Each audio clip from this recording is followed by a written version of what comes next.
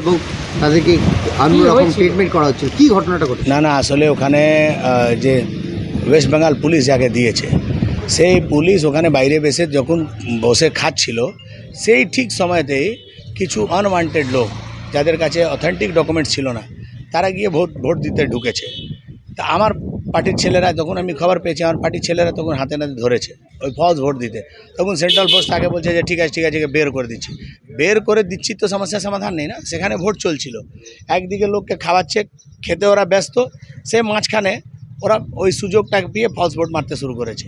তো এইভাবে তো চলবে না। এত সেন্ট্রাল ফোর্স দিয়ে, এত নিগরানি দিয়ে, এত ক্যামেরা লাগিয়ে কী লাভ হবে? তখন প্রিসাইডিং অফিসার সেখানে ম্যানেজ করে উইদাউট ডকুমেন্টস তাদেরকে, তারা ওই স্লিপ নিয়ে যাচ্ছে, ওই স্লিপ দেখে তাকে ভোট অ্যালাউ করে দিচ্ছে। এটা তো সম্ভব নেই না। আপনি অন্য লোকের ভোট অন্য লোক মেরে দেবে, তাহলে তো এটা ছাপ্পাই হয়ে গেল। এত করার মানে কি হলো? যখন আপনি এত ব্যবস্থা করার পরও যদি ছাপ্পাই চলবে, তাহলে এর তো কোনো মানে হয় না। এর জন্য আমরা ওখানে গিয়েছি, প্রতিবাদ করেছি, কমপ্লেন লজ করিয়েছে। পুলিশ বলেছে আমাদের যারা লোক আছে তাদের বিরুদ্ধে আমরা কঠোর পদক্ষেপ নেব। যে মহিলা ওখানে হাতে নাতে ধরা পড়েছিল, যাকে পুলিশ ওখান থেকে বের করে দিল, তার সিসিটিভি ফুটেজ দেখে তাকে পুলিশ ধরে ভেরিফাই করবে।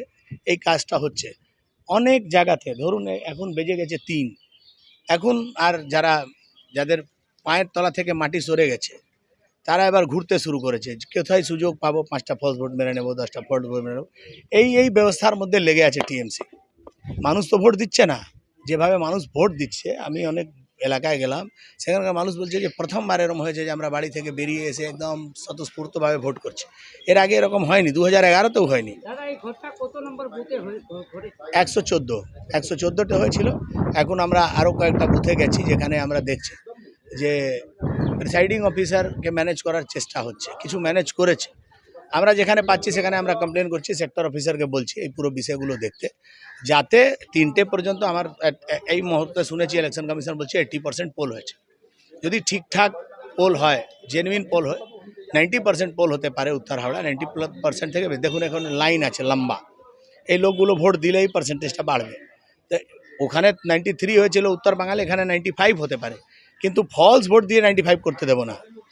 জেনুইন ভোট হবে, 90 হবে, 92 হবে, চলবে। কিন্তু ফলস ভোট মেরে যে দুটো তুমি মারো, 3টে আমি মারবো, এটা আর চলবে না।